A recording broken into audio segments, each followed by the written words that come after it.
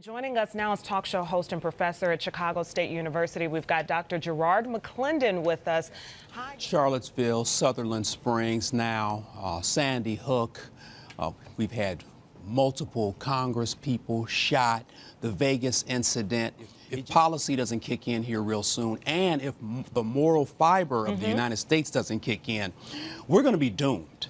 If you kill someone, the entire universe is in chaos. And if your moral fiber isn't tight enough, you're going to harm someone. That's the sad part. It has all to do with respecting fellow man. You know, how come you just can't go to work, come home, take care of your family, and not shoot up the place? That's ridiculous. Yeah, no question. When you can buy a bump stock, when you can buy a rifle stock, and that rifle stock or that bump stock isn't considered a firearm, it's just a piece, it's a part, it's a piece of plastic or metal. Because it's not a firearm, you don't have to have any licensing to sell it. So I can buy a bump stock on the internet, I can buy assault rifle stock on the internet and not even be checked for it. That's a congressional issue. They've done nothing about it. They've done nothing about the ban, and I have serious problems with them. If you follow the money, the NRA basically supports politicians. The politicians are going to shut up and play hush-hush because I'm getting paid by the NRA.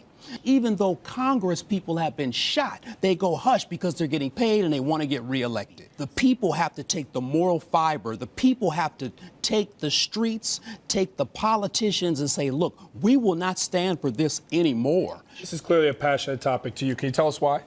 My parents were brutally murdered in a home invasion. 2 black gangster disciples entered my parents' homes.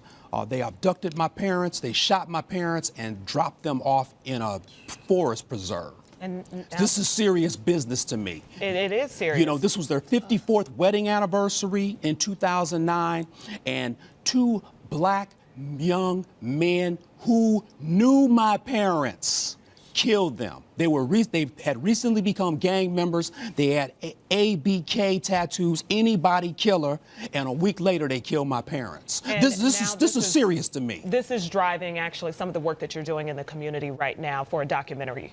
Yes, I'm filming a documentary called Forgiving Cain: The Impossible Possibility of Ending Murder. I believe that murder and violence can end in the United States if we just have simple compassion for one another.